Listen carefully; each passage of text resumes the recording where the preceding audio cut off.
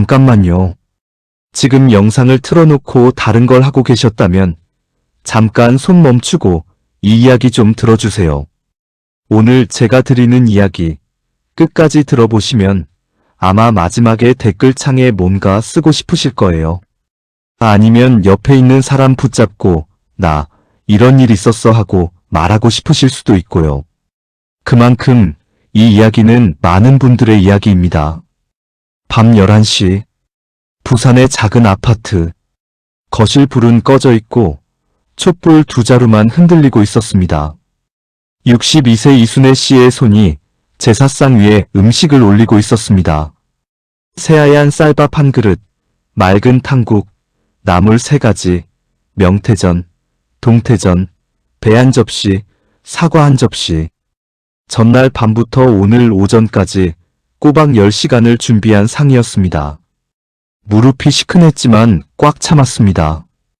허리가 뻐근했지만 그냥 했습니다. 오늘 하루만큼은 남편 이철수 씨 아버지의 기일을 제대로 모시고 싶었으니까요. 그런데 방 안에 이순애 씨 혼자였습니다. 아들 이준호는 저녁 7시에 왔다가 2시간 만에 나갔습니다. 나연이가 몸이 좀 안 좋아서요. 그 말 한마디를 남기고 남편 이철수는 오래전부터 무릎이 안 좋아서 방에 누워 있었습니다. 그래서 이순애 씨는 혼자였습니다. 진짜 완전히 혼자. 그녀는 향에 불을 붙이고 무릎을 꿇고 이마를 바닥에 닿을 만큼 깊이 절을 했습니다. 1번, 2번, 눈물이 그냥 흘렀습니다. 닦지도 않았습니다. 아무도 없으니까요. 아무도 보는 사람이 없으니까요. 절을 마치고 그녀는 한참 동안 그 자리에 무릎을 꿇고 앉아 있었습니다. 촛불이 흔들렸습니다. 돌아가신 시아버지의 흑백 사진이 선반 위에서 말없이 내려다봤습니다. 이순애 씨는 혼자 중얼거렸습니다. 아버님, 제가 혼자 왔어요. 이해해 주세요. 그리고 다음날 아침이었습니다. 초인종 소리가 났습니다. 10시 정각. 문을 열었더니 며느리 강나연이 서 있었습니다. 어제 몸이 안 좋다더니 오늘은 멀쩡했습니다. 아니, 멀쩡한 정도가 아니라 깔끔하게 차려입고 손에는 서류 봉투를 들고 있었습니다. 어머니, 안녕하세요. 소파에 앉자마자 봉투를 꺼냈습니다. 어머니, 아버님 건물 증여 얘기하셨잖아요. 제가 세무사 친구한테 자세히 물어봤는데요. 올해 안에 처리하시는 게 세금 면에서 훨씬 유리하다고 하더라고요. 증여세 계산도 제가 미리 해봤어요. 이 서류 양식대로 준비하시면 아버님 인감도장이랑 주민등록증 사본만 있으면 돼요. 제가 다 도와드릴 수 있어요. 이순애 씨는 아무 말도 하지 못했습니다. 어젯밤 제사상이 아직 치워지지 않은 채 식탁 한켠에 있었습니다. 향재가 제기 옆에 쌓여 있었습니다. 절을 하다가 바닥에 닿아 눌린 이순애 씨의 이마에는 아직 붉은 자국이 남아 있었습니다. 나연이 그것을 봤을까요? 아마 봤을 겁니다. 하지만 아무 말도 하지 않았습니다. 이순애 씨는 그냥 대답했습니다. 아, 그래. 알겠어. 나연이 서류를 테이블에 두고 나갔습니다. 현관문이 닫히는 소리가 났습니다. 이순애 씨는 그 자리에 한참 있었습니다. 이 사람이 어제 어디 있었지? 어젯밤 촛불 앞에 혼자 이마를 바닥에 대고 절을 하던 그 시간에 며느리는 어디서 뭘 하고 있었을까요? 오늘 이 이야기 어디선가 한 번쯤은 보신 것 같은 느낌이 드시나요? 아니면 지금 이 순간 심장 한켠이 서늘해지신 분도 계실 거예요. 그 감정 그냥 넘기지 마세요. 끝까지 함께 가시죠. 이순애 씨 이야기를 제대로 하려면 먼저 그녀의 과거로 거슬러 올라가야 합니다. 지금의 이순애 씨가 어떤 사람인지 이해하려면 그녀가 어떤 삶을 살아왔는지를 알아야 하기 때문입니다. 이순애 씨는 1963년생입니다. 경남 고성의 작은 마을 출신으로 5남매 중 셋째였습니다. 집안이 넉넉하지 않아서 고등학교를 졸업하자마자 부산으로 올라와 공장에서 일했습니다. 22살에 지금의 남편 이철수 씨를 만나 결혼했고 결혼과 동시에 시부모님 댁에서 함께 살았습니다. 시어머니는 엄격한 분이셨습니다. 새벽 5시에 일어나는 것이 당연했고 제사 음식을 손수 만들지 않으면 상을 내오지도 못하게 했습니다. 이순애 씨는 결혼 첫 해 추석에 명절 음식 준비를 시작한 지 1시간 만에 시어머니에게 전 부치는 기름이 너무 많다는 지적을 받고 부엌 구석에 서서 조용히 눈물을 삼킨 적이 있습니다. 억울했을까요? 당연히 억울했습니다. 하지만 그 시절에는 그런 말을 꺼낼 수 있는 분위기 자체가 없었습니다. 힘들다고 말하면 다 그렇게 사는 거야 라는 대답이 돌아왔고 왜 나만 이래야 해? 라는 질문은 마음속에서 꺼내기도 전에 스스로 눌러버렸습니다. 그것이 그 시대를 살아온 여자들의 방식이었으니까요. 이순애 씨는 그렇게 10여 년을 시어머니 밑에서 살았습니다. 제사마다 혼자 손질했던 생선들, 새벽부터 준비하던 명절 전들, 시어머니가 맛없다고 남긴 음식들을 혼자 치우던 밤들. 그것들이 이순애 씨의 몸속 어딘가에 켜켜이 쌓였습니다. 시어머니가 돌아가셨을 때 이순애 씨는 솔직히 슬픔보다 먼저 안도가 왔습니다. 그리고 그 안도감에 죄책감을 느꼈습니다. 내가 얼마나 힘들었으면 이런 생각이 드나 하고요. 그래서 이순애 씨는 결심했습니다. 자신의 며느리에게는 절대 자신처럼 하지 않겠다고, 제사 음식 강요하지 않겠다고, 명절에 일 시키지 않겠다고, 그냥 같이 웃고, 같이 먹고, 같이 있어주는 것만으로도 충분하다고. 그 결심이 얼마나 진심이었냐면 아들 준호가 나연을 처음 데려왔을 때 이순애 씨가 제일 먼저 한 말이 이것이었습니다. 나연아, 우리 집은 간섭 안 해. 명절도 억지로 안 와도 되고 음식도 사와도 돼. 편하게 지내자. 나연이 그 말을 듣고 눈물을 글썽이며 말했습니다. 어머니 정말 감사해요. 저 어머니처럼 좋은 분 본 적 없어요. 이순애 씨는 그날 정말 행복했습니다. 자신이 시어머니에게 받지 못했던 것을 며느리에게 줄 수 있다는 것이 뿌듯했습니다. 그런데 편하게 지내라는 말과 아예 없는 사람처럼 지내라는 말은 다른 말이었습니다. 그 차이를 이순애 씨는 나중에야, 아주 나중에야 알게 됩니다. 이순애 씨의 남편 이철수 씨를 빼고 이 이야기를 할 수 없습니다. 이철수 씨는 평생 용접공으로 살았습니다. 새벽 6시에 나가서 저녁 8시에 들어오는 삶을 30년 넘게 살았습니다. 말이 없고 표현이 서툴고 아들한테도 밥 먹어라 이상의 말은 잘 못하는 사람이었습니다. 하지만 속으로는 가족을 누구보다 사랑하는 사람이었습니다. 그 30년의 세월 동안 모은 돈으로 이철수 씨가 퇴직 후에 구입한 것이 부산 외곽의 작은 상가 건물이었습니다. 1층에는 편의점이, 2층에는 미용실이 들어와 있었고 매달 합쳐서 월세로 150만 원 정도가 나왔습니다. 그게 이철수 씨 부부의 노후 버팀목이었습니다. 아들 준호도 알고 며느리 나연도 알고 주변 사람들도 다 아는 이야기였습니다. 이철수 씨는 65에 퇴직을 하고 나서 급격히 몸이 쇠약해졌습니다. 무릎도 안 좋아지고 혈압도 조절이 안 됐습니다. 병원을 자주 다녔고 이순애 씨가 늘 옆에서 챙겼습니다. 두 사람은 그렇게 말없이 서로를 의지하며 살아가고 있었습니다. 이철수 씨는 가끔씩 이런 말을 했습니다. 순애야, 나 죽고 나면 그 건물 어떻게 되는 거야? 이순애 씨가 대답했습니다.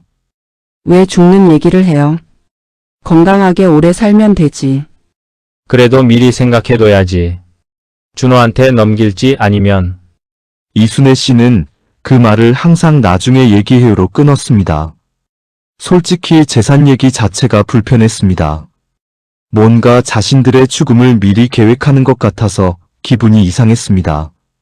하지만 이철수 씨는 그 이야기를 자꾸 꺼냈습니다. 몸이 안 좋아질수록 더 자주. 그리고 그 이야기가 언젠가 이 가족의 가장 뜨거운 갈등의 불씨가 될 거라는 걸 그 시절의 이순애 씨는 아직 몰랐습니다. 강나연을 처음 만난 건 준호가 결혼을 결심하고 데려온 날이었습니다.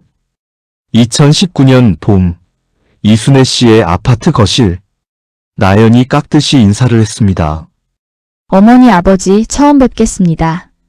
잘 부탁드립니다. 이순애 씨는 나연을 보면서 솔직히 생각했습니다. 눈빛이 예사롭지 않다. 반짝이고 총명하고 어디선가 단단한 것이 느껴지는 눈빛이었습니다. 영리한 아이였습니다. 말도 똑 부러지게 잘했고 처음 만나는 예비 시부모 앞에서 한치도 떨지 않았습니다. 이철수 씨는 나연이 가고 나서 이순애 씨에게 말했습니다. 야, 저 아이 보통이 아니다. 이순애 씨가 물었습니다. 좋은 의미로요? 이철수 씨는 잠시 생각하더니 말했습니다. 일단은 좋은 의미로. 그 일단은이라는 말이 이순애 씨는 조금 걸렸지만 그냥 웃고 넘겼습니다. 결혼식은 이듬해 봄에 열렸습니다. 하객 250명, 나연의 아버지 직장 동료들까지 와서 성대했습니다. 나연이 이순애 씨에게 절을 하면서 눈물을 글썽였습니다. 어머니 앞으로 잘 모시겠습니다. 사랑합니다. 이순애 씨는 그 순간 눈물이 왈칵 쏟아졌습니다. 아들이 드디어 좋은 사람을 만났다는 안도감, 이제 이 가정이 더 풍성해질 것 같다는 기대감, 오랫동안 혼자 지켜온 이 집에 새 사람이 들어온다는 설렘이 한꺼번에 밀려왔습니다. 그날 밤 이순애 씨는 잠이 안 왔습니다. 좋아서 잠이 안 오는 밤이었습니다. 그런데 결혼식이 끝나고 딱 한 달 뒤였습니다. 아주 작은 하지만 지나고 보면 놓치면 안 됐던 신호가 왔습니다. 준호가 전화해서 말했습니다.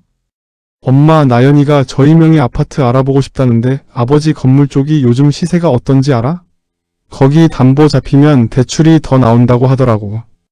이순애 씨는 그냥 대답했습니다. 잘 모르겠는데. 아버지한테 물어봐. 그리고 그 통화를 거의 잊어버렸습니다. 신혼부부가 집 알아보는 건 당연한 거니까요. 하지만 그 전화는 앞으로 일어날 일들의 아주 첫 번째 챕터였습니다. 이순애 씨의 바람은 단순했습니다. 자신이 시어머니에게 받지 못했던 것을 며느리에게 주고 싶었습니다. 강요하지 않고 억지 부리지 않고 그냥 이 집이 며느리에게 편한 공간이 됐으면 했습니다. 그러면 나연이 자연스럽게 마음을 열고 자연스럽게 이 가족의 일부가 될 거라고 믿었습니다. 사실 이순애 씨에게는 숨겨둔 소원이 하나 있었습니다. 말하기 조심스럽지만 솔직히 말씀드리면 이겁니다. 나연이 자신에게 어머니라고 부를 때 그게 진심으로 느껴지는 날이 오기를 바랐습니다. 의무나 예의가 아니라 진짜 딸처럼. 그게 이순애 씨의 가장 깊은 소원이었습니다. 그래서 더 잘해주려고 노력했습니다. 나연이 오는 날이면 미리 냉장고를 채워뒀습니다. 나연이 좋아한다고 한 된장찌개는 빠지지 않게 끓였고 생일에는 용돈을 챙겼습니다. 명절에 못 와도 그럼 나중에 봐라고 했고 바쁘다고 하면 다음에 봐도 되라고 했습니다. 그런데 조금씩, 아주 조금씩 이상한 기분이 들기 시작했습니다. 이순애 씨가 자꾸 해주는데 나연이 오는 건 특정한 날에만 집중됐습니다. 그냥 보고 싶어서 오는 날은 거의 없었습니다. 항상 뭔가 이유가 있는 날에만 나타났습니다. 그것도 뭔가를 확인하거나 물어보거나 이야기를 꺼내야 할 일이 있을 때. 이순애 씨는 처음에 그게 며느리의 성격이라고 생각했습니다. 원래 계획적인 아이구나. 이유 없이는 안 움직이는 타입이구나. 하지만 시간이 지날수록 그 이유가 어떤 방향으로 쏠려 있는지가 눈에 들어오기 시작했습니다. 그 방향은 언제나 이철수 씨 쪽이었습니다. 시아버지의 건강, 시아버지의 건물, 시아버지의 계획. 그 사실을 인식한 날부터 이순애 씨는 나연의 다정함을 받으면서 동시에 그 다정함의 온도가 예전과 다르게 느껴지기 시작했습니다. 여전히 따뜻하게 느껴지는데 어쩐지 서늘한 것이 섞여 있는 것 같은 이순애 씨는 그 감정에 이름을 붙일 수가 없어서 그냥 마음 한켠에 밀어두었습니다. 결혼 후 첫 번째 추석. 이순애 씨는 그 추석을 기다렸습니다. 며느리와 함께 차례를 지내는 첫 번째 명절. 억지로 많이 시키진 않을 거고 그냥 같이 앉아서 밥 한 끼 먹고 차 한 잔 마시는 것만으로도 충분하다고 생각했습니다. 오히려 나연이 편하게 올 수 있도록 음식도 절반은 사오기로 했습니다. 추석 전날 이순애 씨는 준우에게 전화했습니다. 준호야, 내일 몇 시에 올 거야? 응, 10시쯤에 출발하면 돼. 그래, 나연이도 같이 오지? 그럼요. 그랬는데 추석 당일 아침 8시에 문자가 왔습니다. 엄마, 나연이가 어제부터 장염인가 봐. 몸이 안 좋아서 아무래도 못 갈 것 같은데. 나는 어떻게 할까? 이순애 씨는 전을 뒤집다가 손이 멈췄습니다. 장염. 이순애 씨는 잠시 서 있었습니다. 그리고 답장을 보냈습니다. 나연이 많이 아프면 어쩔 수 없지. 준호 너는 와라. 준호는 혼자 왔습니다. 오전 11시에. 그리고 점심 먹고 2시에 나연이 챙겨야 해서라며 나갔습니다. 이순애 씨는 그날 혼자 차례를 지냈습니다. 남편 이철수와 둘이서 준비해둔 음식은 한참을 남았습니다. 이것이 첫 번째였습니다. 두 번째는 설날이었습니다. 이번엔 나연이 친정에 먼저 가야 해서 조금 늦게 갈게요라는 연락이 왔고 결국 해가 저물어서야 잠깐 들렀다가 나갔습니다. 나연의 표정은 분명히 빨리 가야 해였습니다. 세 번째는 시아버지 기제사였습니다. 이번엔 아예 오지 않았습니다. 친구 결혼식이 있어서요. 이순애 씨는 3번 다 아무 말을 하지 않았습니다. 이 3번의 경험이 이순애 씨 마음속에 조용히 쌓이고 있다는 걸 아무도 몰랐습니다. 이순애 씨 자신도 얼마나 쌓이고 있는지를 정확히 알지 못했습니다. 사람이 무서운 게 뭔지 아세요? 한 번의 나쁜 경험은 사건입니다. 2번은 우연일 수 있습니다.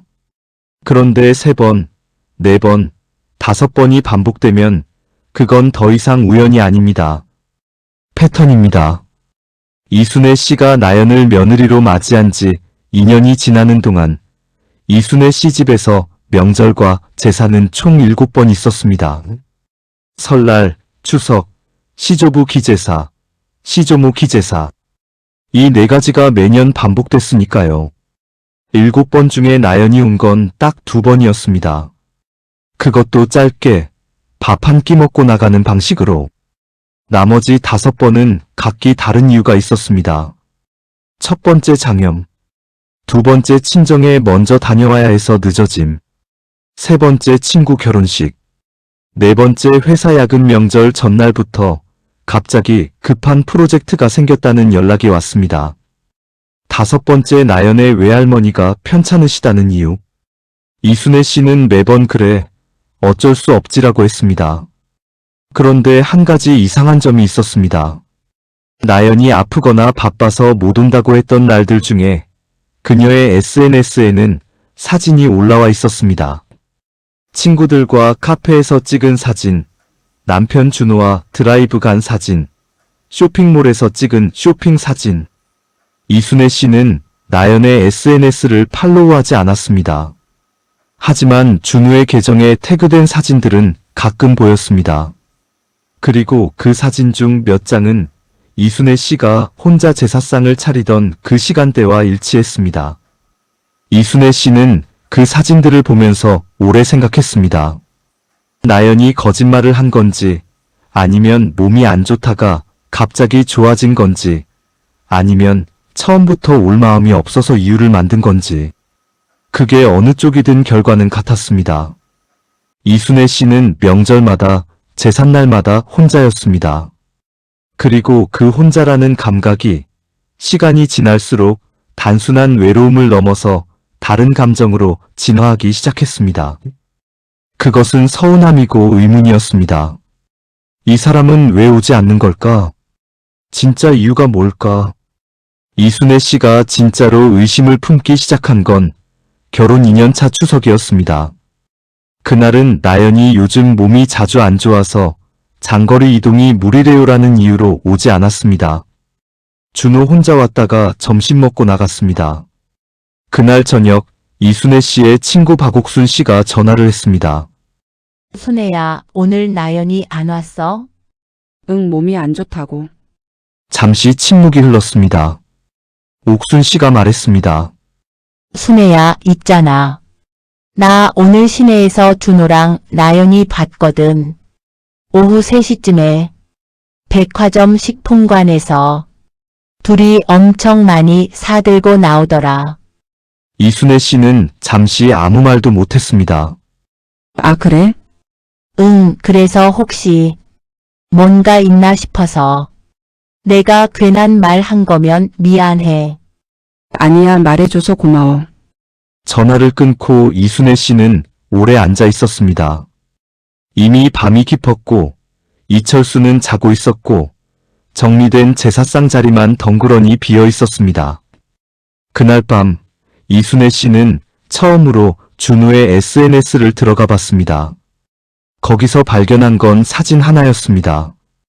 추석 당일 저녁 준호와 나연이 나란히 찍은 사진. 장소는 어느 백화점 근처 카페. 둘 다 웃고 있었습니다. 나연의 손에는 커피가 들려 있었습니다. 아픈 사람처럼 보이지 않았습니다.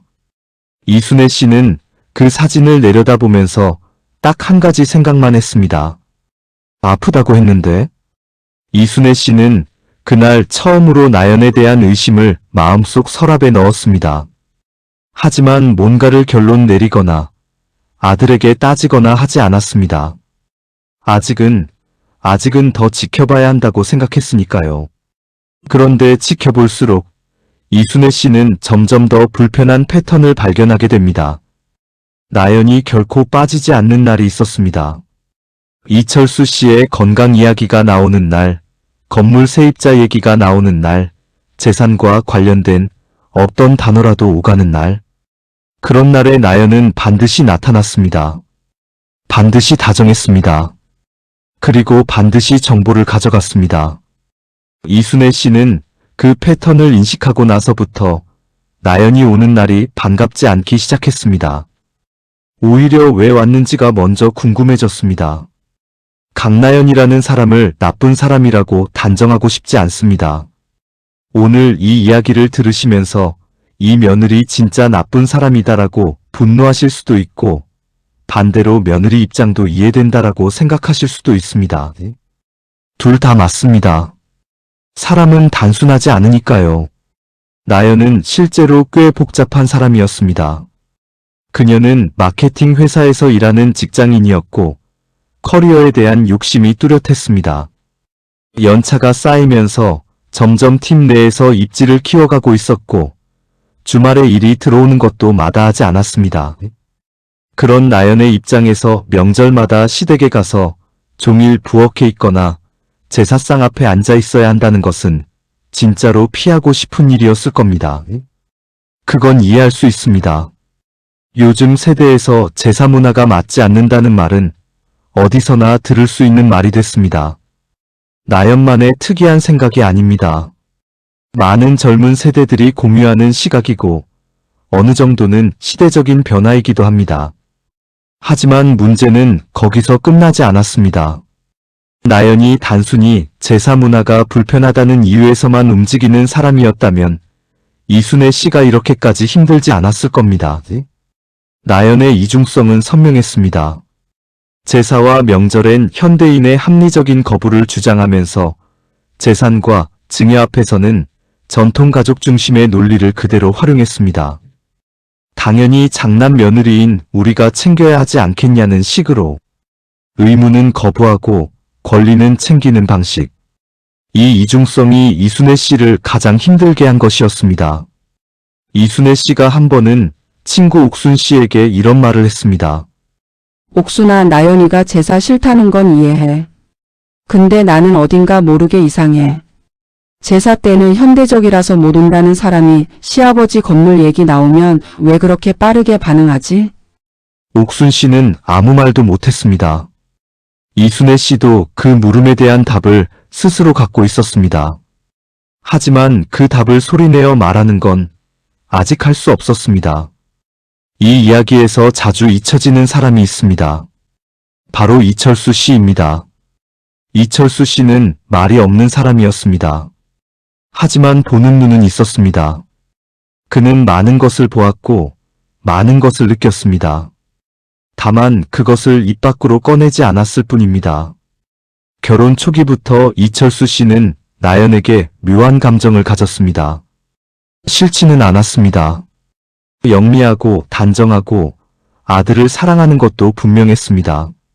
하지만 나연이 자신을 바라볼 때의 눈빛이 아버지를 바라보는 눈빛이 아니라 어딘가 투자 대상을 평가하는 눈빛 같다는 느낌을 가끔 받았습니다. 그 느낌이 처음 왔을 때 이철수 씨는 내가 나쁘게 생각하는 건가라며 스스로 털어냈습니다. 나연은 나쁜 행동을 한 것이 없었으니까요. 그냥 눈빛이 그랬을 뿐이었으니까요. 그런데 시간이 지나면서 이철수 씨가 확신하게 된 것이 있었습니다. 나연은 자신의 건물에 대해 필요 이상으로 관심이 많다는 것. 이철수 씨가 건물 이야기를 꺼낼 때마다 나연의 귀가 어떻게 쫑긋해지는지 이철수 씨는 다 봤습니다. 한 번은 이철수 씨가 세입자와 계약갱신 이야기를 이순애 씨에게 하다가 무심코 이번에 월세를 10만 원 올렸어라고 말했습니다. 그 순간 거실에 앉아있던 나연이 고개를 들었습니다. 그리고 아무렇지 않게 물었습니다. 아버님, 그럼 이제 월세가 얼마나 돼요? 이철수 씨는 웃으며 대답했습니다. 응, 이제 합쳐서 160이야. 나연은 아, 그래요 하고 넘어갔습니다. 하지만 이철수 씨는 그 순간 나연이 자신의 폰에서 무언가를 타이핑했다는 것을 봤습니다. 아마 메모장이었겠지요.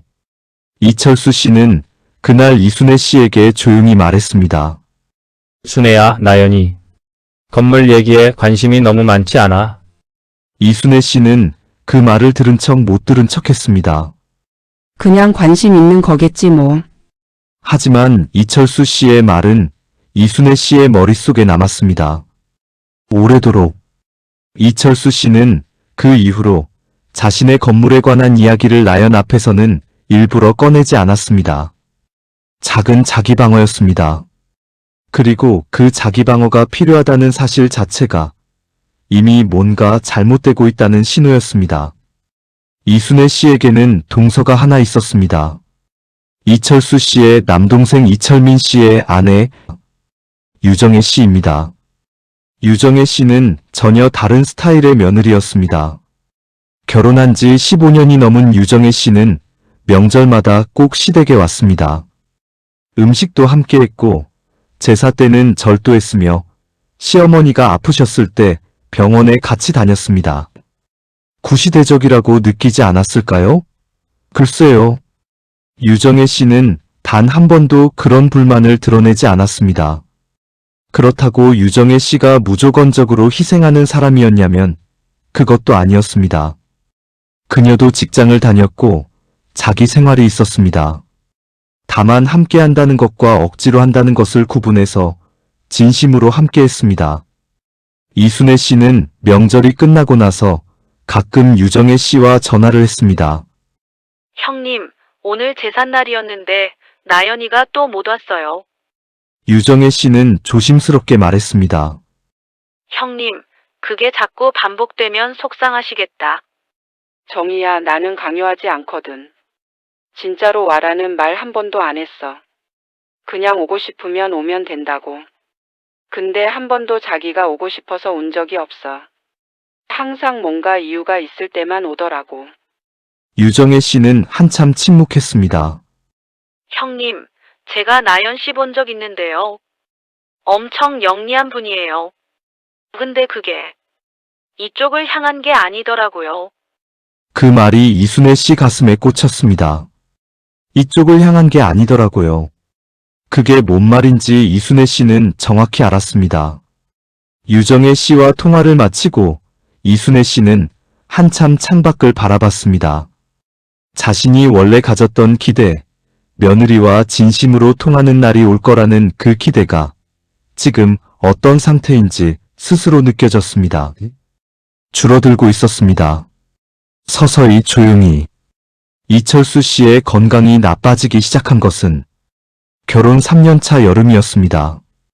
기존에도 혈압 관리를 했는데 그해 여름에 갑자기 쓰러질 뻔한 적이 있었습니다. 병원에서 고혈압성 어지럼증이라는 진단을 받았고 약을 늘렸습니다. 의사는 스트레스를 줄이고 충분히 쉬라고 했습니다. 이철수 씨는 그 사건 이후로 부쩍 건물 문제를 언급하기 시작했습니다. 순애야, 나 살아있을 때 준호한테 건물 넘겨야 할 것 같아. 갑자기 무슨 일이 생기면 복잡해지잖아. 이순애 씨가 말했습니다. 그렇게 갑자기 무슨 일이 생겨요? 건강 관리 잘 하면 되지. 그래도 세금 문제도 있고 일찍 하는 게 낫다고 하던데. 이순애 씨는 그 대화를 얼마나 무겁게 여겼을까요? 솔직히 그 당시에는 크게 여기지 않았습니다.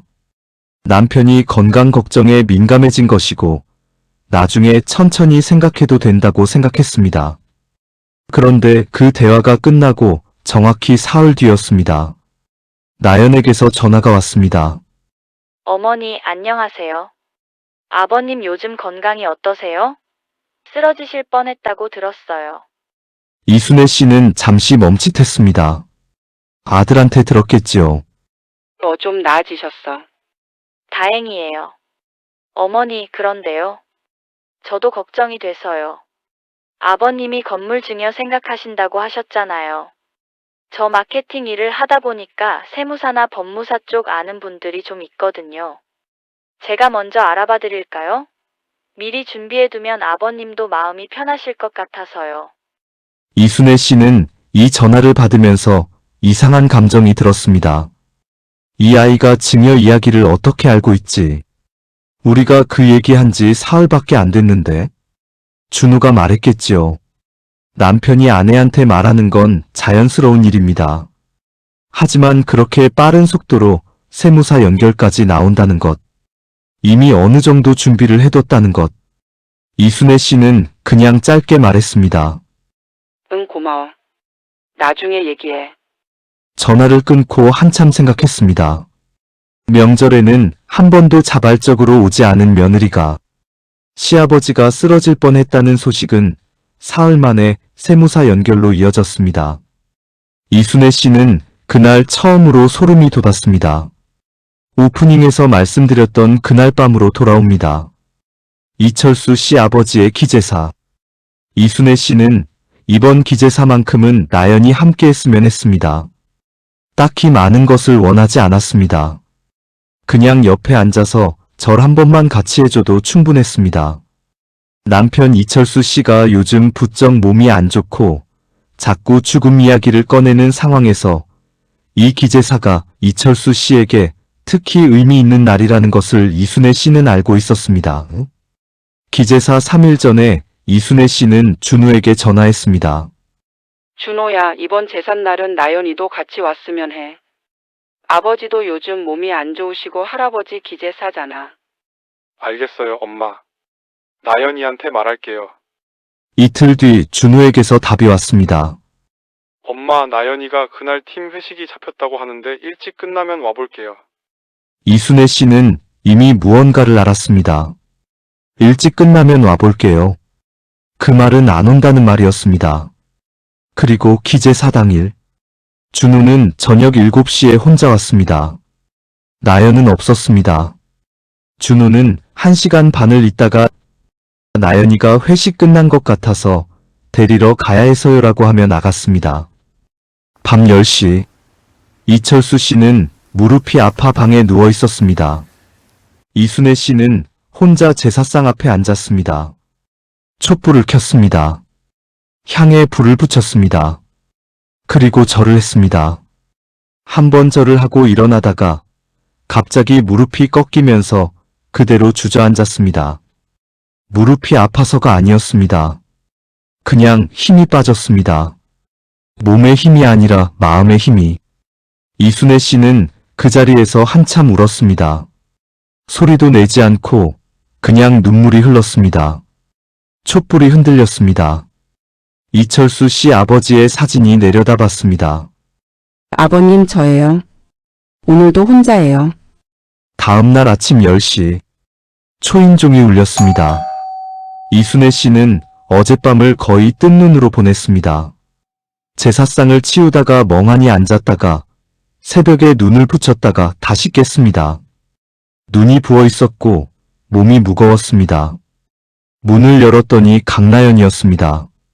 말끔하게 차려입었습니다. 어젯밤 회식이 있었다더니 그 흔적은 전혀 없었습니다. 오히려 이순애 씨보다 훨씬 생기 있어 보였습니다. 어머니 안녕하세요. 거실로 들어와 소파에 앉았습니다. 가방에서 봉투를 꺼냈습니다. 노란 서류 봉투. 두툼했습니다. 어머니, 저번에 아버님 건물 증여 얘기하셨잖아요. 제가 그동안 자료를 좀 모아봤어요. 세무사 선생님이랑 상담도 미리 해봤고요. 봉투를 펼쳐 서류들을 테이블에 늘어놓았습니다. 올해 안에 증여하시면 공제 혜택이 있어서 세금을 꽤 아끼실 수 있어요. 이 계산표가 예상 증여세고요. 이게 공시지가 기준 평가서예요. 아버님 도장이랑 신분증 사본만 있으면 접수는 제가 다 도와드릴 수 있어요. 이순애 씨는 서류들을 내려다봤습니다. 서류 뒤로 아직 치우지 못한 책이 한두 개가 식탁 위에 보였습니다. 어젯밤 절을 하다가 주저앉았던 자리의 방석이 아직 그대로였습니다. 제사상에서 꺼내지 못한 밥그릇이 비닐에 쌓인 채로 있었습니다. 나연은 그것들을 보지 못했을까요? 봤을 겁니다. 하지만 언급하지 않았습니다. 이순애 씨는 아무 말도 하지 않았습니다. 그냥 고개를 끄덕이며 그래, 알겠어라고 했습니다. 나연이 나간 뒤 이순애 씨는 서류들을 가만히 들여다봤습니다. 깔끔하게 정리된 숫자들, 증여세 계산, 공제 항목, 아이 이름과 도장이 들어갈 자리가 표시된 양식. 이순애 씨는 그 서류들을 다시 봉투에 넣어서 책상 서랍에 집어넣었습니다. 그리고 그날 처음으로 눈물이 나지 않았습니다. 눈물이 다 말랐습니다. 대신 가슴 한복판에서 딱딱하고 차가운 것이 자리를 잡기 시작했습니다. 그것의 이름은 결심이었습니다. 그날 이후 이순애 씨는 한 달을 버텼습니다. 버텼다는 표현이 정확합니다. 아무 말도 안 하면서 그냥 사귀면서. 그러다가 또 다른 기재사가 다가왔습니다. 이번엔 이순애 씨의 시어머니 기일이었습니다. 이순애 씨가 직접 모셨던 시어머니, 그 엄격하고 까다롭던 시어머니. 이순애 씨는 그 엄격함이 힘들었지만 그래도 제사만큼은 정성껏 모셨습니다. 이순애 씨는 기재사 일주일 전에 준호에게 문자를 보냈습니다. 준호야, 이번 제삿날은 나연이도 꼭 같이 왔으면 해. 엄마가 부탁이야. 준호. 네, 나연이한테 물어볼게요. 이틀 후 준호. 엄마, 나연이가 그날 친구 모임이 있대요. 일찍 끝나면 올게요. 이순애 씨는 더 이상 그냥 넘기지 않았습니다. 준호에게 바로 전화했습니다. 준호야, 친구 모임이 있다고? 근데 제삿날이잖아. 엄마, 나연이도 사회생활 해야 하잖아요. 그래, 사회생활 중요하지. 근데 준호야, 나연이한테 직접 전화 한번 해줘. 엄마가 직접 얘기할게. 준호는 당황했습니다. 왜요? 엄마가 직접요? 응, 직접 얘기해야 할 것 같아서. 그날 저녁 나연에게서 문자가 왔습니다. 전화가 아니라 문자였습니다. 긴 문자였습니다. 어머니, 솔직히 말씀드릴게요. 저는 제사 문화가 제 가치관과 맞지 않아요.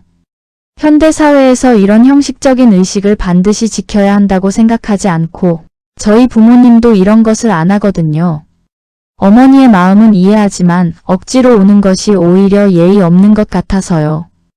진심 어린 마음 없이 형식만 갖추는 건 돌아가신 분께도 예의가 아니라고 생각해요. 너무 야박하게 들리셨다면 죄송하고요. 이해해 주시면 감사하겠습니다.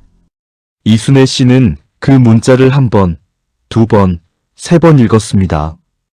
진심 어린 마음 없이 형식만 갖추는 건 예의가 아니다. 그 문장 앞에서 이순애 씨는 잠시 멈췄습니다. 그리고 이런 생각이 들었습니다. 그럼 증여 서류는? 그것도 진심 어린 마음 없이 형식만 갖추는 거 아니야? 이순애 씨는 그날 처음으로 아들 준호에게 솔직하게 전화했습니다. 준호야, 엄마 서운해. 나연이가 제사 오기 싫은 건 이해해. 근데 엄마는 지금 뭔가 이상하다는 생각이 들어. 제삿날엔 현대적이라서 못 온다는 사람이 증여 서류는 왜 직접 들고 와? 그 두 개가 동시에 이해가 안 돼. 준호가 침묵했습니다. 엄마, 나연이가 도와주려고 한 거야.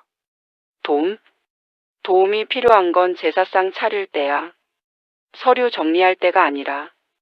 이순애 씨의 목소리가 흔들렸습니다. 준호야, 엄마 지금 억울해.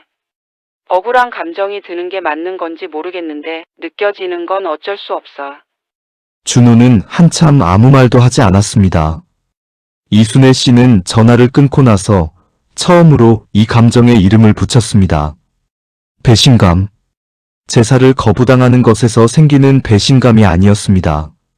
자신이 며느리에게 보여준 신뢰와 배려가 며느리에게서 돌아오는 방향이 자신을 향하지 않는다는 것에서 오는 배신감이었습니다.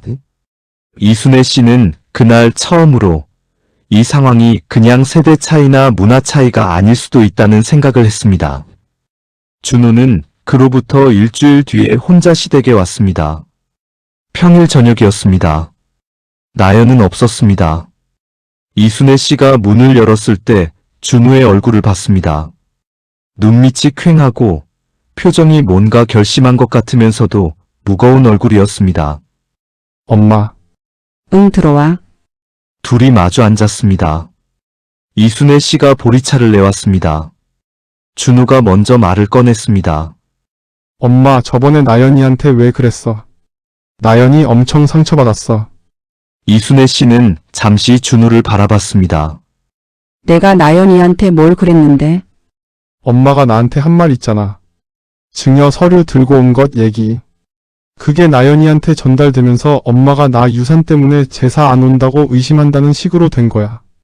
이순애 씨는 그 말을 듣고 조용히 말했습니다. 준호야, 엄마는 나연이를 의심한다는 말 한 적 없어. 다만 엄마가 이해하기 어렵다고 한 건 사실이야. 제삿날은 항상 이유가 있어서 못 오는데 증여 서류는 직접 들고 왔다는 게 엄마가 그 두 개를 동시에 받아들이는 게 어려운 거야. 준호가 고개를 숙였습니다. 나연이도 나름대로 생각이 있어, 엄마. 그래, 알아. 나연이 나쁜 사람이라고 생각 안 해. 그럼 왜? 준호야, 잠깐 엄마 말 들어봐. 이순애 씨가 차분하게 하지만 분명하게 말했습니다. 나는 나연이가 제사 오길 강요한 적 없어. 제사는 꼭 와야 한다는 말도 한 적 없어. 나연이가 오고 싶지 않으면 안 와도 된다고 진심으로 생각해. 근데 준호야, 나는 그것과 별개로 내가 혼자 밤에 무릎 꿇고 절하는 그 시간에 나연이는 다른 데 가 있다는 사실을 그냥 아무렇지 않게 받아들이는 연습을 3년 동안 했어. 그게 쉬운 일이 아니야. 준호가 침묵했습니다. 그리고 아버지 건물 증여 서류. 나연이가 도와주려고 한 거 알아. 하지만 엄마는 그 타이밍이 이상했어. 제삿날 밤에 없다가 다음날 아침에 서류 들고 온 거. 엄마는 그걸 보면서 이런 생각이 들었어. 이 아이에게 나는 어떤 존재인가? 시어머니인가 아니면 재산 있는 집의 관계자인가? 준호의 눈가가 붉어졌습니다. 엄마, 나는 나연이를 미워하지 않아. 진짜로. 근데 이제는 솔직하게 얘기해야 할 것 같아. 서로 모르는 척하면서 쌓이는 것보다 불편해도 얘기하는 게 낫다고 생각해. 준호가 한참 후에 말했습니다. 엄마 미안해. 이 두 마디가 이순애 씨에게는 무엇보다 컸습니다. 나연을 비난하거나 자신의 편을 들어달라는 게 아니었습니다. 그냥 아들이 엄마의 마음을 알아줬다는 것. 그걸로 충분했습니다. 이순애 씨는 준우의 손을 잡았습니다. 고마워. 엄마도 그동안 말 못하고 사귄 게 잘못이야. 앞으로는 서로 솔직하게 얘기하자. 나연이한테도. 잠깐 여기서 멈춰봐야 할 것 같습니다. 이 이야기를 여기까지 들으셨으면 강나연에게 화가 나실 수 있습니다. 이 며느리 진짜 계산적이다. 어떻게 그럴 수가 있냐라고 생각하실 수도 있어요. 하지만 저는 오늘 이 이야기에서 나연을 단순한 악인으로 그리고 싶지 않습니다. 나연의 입장에서 생각해보면 이런 그림이 그려질 수 있습니다. 나연은 부모님이 제사나 명절 의식을 중요하게 여기지 않는 가정에서 자랐습니다. 그래서 그 문화가 진심으로 낯설고 불편합니다. 그것이 나쁜 것은 아닙니다. 가정마다 문화가 다를 수 있으니까요. 그리고 재산 문제에 적극적으로 나선 것도 나연의 시각에서는 미리 준비해서 가족이 힘들지 않게 하려는 것이었을 수 있습니다. 실제로 증여를 미리 안 해두면 나중에 상속세 문제가 복잡해지는 건 사실이니까요. 그러면 나연은 억울할 수 있습니다. 나는 도와주려고 했는데 왜 나쁜 사람 취급을 받냐고. 그것도 맞습니다. 그래서 이 갈등은 단순히 나쁜 사람 대 좋은 사람의 싸움이 아닙니다. 서로 다른 가치관을 가진 두 사람이 서로에 대한 충분한 설명 없이 같은 공간에 놓인 것입니다. 하지만 여기서 한 가지 질문을 드리고 싶습니다. 가치관이 다른 것은 이해할 수 있습니다.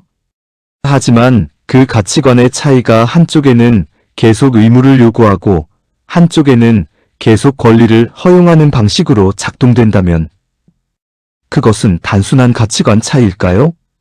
나연은 제사 문화를 거부할 권리가 있습니다. 하지만 그 권리를 사용할 때 같은 논리로 유산을 기대할 의무도 유보해야 하지 않을까요? 의무와 권리는 세트입니다.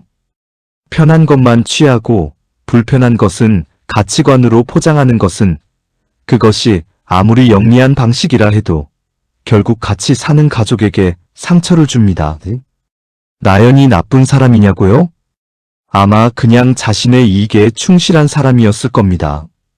그게 나쁜 것인지 아닌지는 여러분이 판단해 주세요. 그해 마지막 제사. 이순애 씨는 이번에는 달랐습니다. 전을 딱 2가지만 붙였습니다. 나물도 2가지. 과일은 사과와 배만. 예전처럼 10가지 반찬을 완벽하게 올리려고 하지 않았습니다. 무릎이 견딜 수 있을 만큼만 했습니다. 아들 준우가 혼자 왔습니다. 나연은 오지 않았습니다. 이번에는 이유도 없었습니다. 그냥 오지 않았습니다. 이순애 씨는 아들과 둘이 제사를 지냈습니다. 제사가 끝나고 나서 이순애 씨는 준우에게 말했습니다. 준호야, 나 나연이한테 제사 와달라는 말 이제 안 할 거야. 준우가 엄마를 바라봤습니다. 오기 싫은 사람 강요해봤자 진심이 생기는 건 아니잖아. 억지로 와서 앉아있는 게 오히려 이상한 거야. 나는 나만의 방식으로 할게. 엄마, 대신 한 가지만. 아버지 건물 증여 얘기. 그거는 나연이랑 같이 하지 마. 그건 우리 가족 내부 문제야. 법적인 문제, 재산 문제는 엄마랑 아버지가 결정할 거야. 나연이 도움은 필요 없어. 그 서류도 내가 직접 알아볼 거야. 준우가 고개를 끄덕였습니다. 알겠어, 엄마. 그날 밤 준우가 나간 뒤 이순애 씨는 혼자 거실에 앉았습니다. 서랍에서 나연이 두고 간 서류 봉투를 꺼냈습니다. 한참 바라봤습니다. 그리고 세무사 사무실 번호를 직접 검색해서 메모했습니다. 나연이 아닌 자신이 직접 알아보기로 했습니다. 그것이 이순애 씨의 첫 번째 변화였습니다. 2번째 변화는 더 내면적인 것이었습니다. 이순애 씨는 그날 밤 오래 생각했습니다. 자신이 평생 해온 것들을 떠올려 봤습니다. 새벽 5시에 일어나 전을 부치던 것들. 시어머니에게 지적받으면서도 참았던 것들. 며느리가 오길 기다리며 혼자 상을 차렸던 것들. 아들에게 서운함을 말하지 않았던 것들. 이것들이 왜 쌓였을까요? 이순애 씨는 오래 생각했습니다. 그리고 이런 결론에 닿았습니다. 나는 사랑받기 위해 참아왔다. 그러면 언젠가는 내 진심이 전달될 거라고. 언젠가는 나연이 마음을 열 거라고. 하지만 그 기다림이 결국 나를 지웠다. 사랑받기 위해 자신을 지우는 것. 그것이 미덕처럼 느껴지던 시절이 있었습니다. 이순애 씨의 어머니도 그랬고, 이순애 씨 자신도 그 방식을 배웠습니다. 하지만 그 방식이 자신을 행복하게 해줬냐고 묻는다면 솔직히 아니었습니다. 이순애 씨는 그날 결심했습니다. 재산은 계속 지낼 거다. 내가 모셔야 할 분들을 위한 내 방식으로. 누군가 알아줘서 하는 게 아니라 내가 하고 싶어서 하는 것으로. 재산 문제는 내가 직접 결정할 거다. 누가 서류를 들고 와도 내 결정은 내 것으로. 아들에게는 솔직하게 말할 거다. 더 이상 사귀지 않고. 그리고 며느리에게는 더 이상 기대하지 않을 거다. 기대가 없으면 실망도 없으니까. 이것이 이순애 씨가 얻은 변화였습니다. 극적인 화해도 극적인 결말도 아니었습니다. 하지만 그것이 가장 현실적인 자유였습니다. 이 이야기를 만들면서 저는 많은 것을 생각했습니다. 저는 미혼입니다. 남자입니다. 고부 갈등을 직접 경험한 적이 없습니다. 그런데 왜 이 이야기를 만들었냐고요? 제 외할아버지 이야기를 먼저 해야 할 것 같습니다. 저의 외할아버지는 2집 살림을 하셨습니다. 어릴 때부터 어렴풋이 알고는 있었지만 어른이 되어서야 그게 가족에게 얼마나 깊은 상처를 남겼는지 알게 됐습니다. 외할아버지가 돌아가시면서 재산을 배다른 자식들에게도 나눠주셨습니다. 법적으로는 아무 문제가 없었습니다. 배다른 자식들도 자식이니까요. 하지만 외할머니가 받은 상처는 법으로 따질 수 없는 것이었습니다. 평생 곁에서 밥 지어주고 아프면 병원 데려가고 그 사람의 이름으로 집을 지켰던 사람이 마지막에 자신의 존재가 얼마나 가볍게 취급받는지를 보게 됐을 때 저는 그 외할머니의 눈빛을 기억합니다. 슬픔이 아니었습니다. 분노도 아니었습니다. 그냥 텅 빈 눈빛이었습니다. 오래 참았던 사람의 더 참을 것도 없어진 눈빛. 그 눈빛이 저를 이 콘텐츠로 이끌었습니다. 오늘 영상을 보신 분들 중에 이순애 씨 같은 분들이 분명히 계실 거라고 생각합니다. 어떤 분은 지금 이 상황을 현재 진행형으로 겪고 계실 거고, 어떤 분은 이미 끝난 상처로 남아있을 거고, 어떤 분은 아직 시작도 안 했지만 나도 이럴 것 같다는 느낌으로 보고 계실 수도 있어요. 어떤 상황이든 제가 드리고 싶은 말은 같습니다. 당신이 억울한 건 맞습니다. 당신이 서운하고 외로운 것도 맞습니다. 그리고 그 감정을 느끼는 당신이 잘못된 것도 아닙니다. 세상은 항상 시어머니 쪽에 적응을 요구합니다. 며느리도 이해해야지. 요즘 세상이 바뀌었잖아. 너무 예전 방식에 집착하는 거 아니야? 라고요. 맞아요. 세상은 변했습니다. 며느리가 제사를 안 해도 됩니다. 명절에 오지 않아도 됩니다. 그게 나쁜 게 아닙니다. 하지만 그 변화는 쌍방향이어야 합니다. 의무를 거부할 자유가 있다면 그 의무와 세트로 묶인 권리도 다시 생각해봐야 합니다. 오지 않아도 되는 가족이라면 받아야 하는 가족이기도 합니까? 이 질문이 불편하다면 그 불편함을 한번 정직하게 들여다봐 주시길 바랍니다. 저는 남자로서, 미혼으로서 솔직히 말씀드릴게요. 만약 제가 결혼을 한다면 이런 상황이 왔을 때 아내에게 뭐라고 해야 할지는 아직 모르겠습니다. 쉬운 일이 아니라는 걸 압니다. 아내 편을 들자니 어머니가 상처받고 어머니 편을 들자니 아내가 상처받는 이준호처럼 아무것도 못하고 중간에서 얼어붙는 사람이 되기 쉽다는 것도 알아요. 그래서 제가 결혼에 대해 다시 생각하게 됩니다. 이런 구조 안에 내가 들어갈 준비가 됐는가? 어머니의 편도 아내의 편도 일방적으로 드는 것이 아니라 두 사람 모두가 서로에게 공정하게 대우받는 환경을 만들 수 있는가? 솔직히 자신이 없습니다. 그 솔직함을 공유하는 게 오늘 제가 드릴 수 있는 가장 진심 어린 말인 것 같습니다. 마지막으로 지금 이 영상을 보고 계신 여러분께 혹시 아들을 키우고 계신 분이 있다면 이 말을 전해주세요. 엄마와 아내 사이에서 도망치지 마라. 침묵은 중립이 아니라 방관이다. 불편한 대화를 피하는 것은 당장은 편하지만 결국 두 사람 모두를 더 깊은 상처 속으로 밀어넣는다. 그리고 지금 이순애 씨 같은 상황에 계신 분들께 당신의 상처는 진짜입니다. 당신의 눈물은 정당합니다. 당신이 혼자 제사상 앞에서 절하던 그 밤의 무게는 누군가 알아줬으면 합니다. 오늘 제가 그 무게를 알고 있다는 것을 전하고 싶었습니다.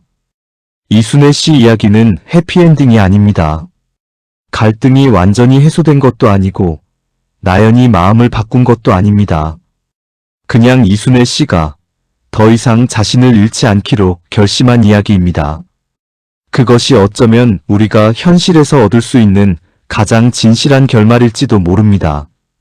오늘도 여기까지 함께 해주셔서 진심으로 감사드립니다. 이런 이야기들이 더 필요하신 분, 구독 버튼 꾹 눌러주시고요. 여러분의 이야기가 있다면 댓글로 나눠주세요. 여러분의 이야기가 또 다른 누군가의 위로가 됩니다. 다음 영상에서 또 만나요.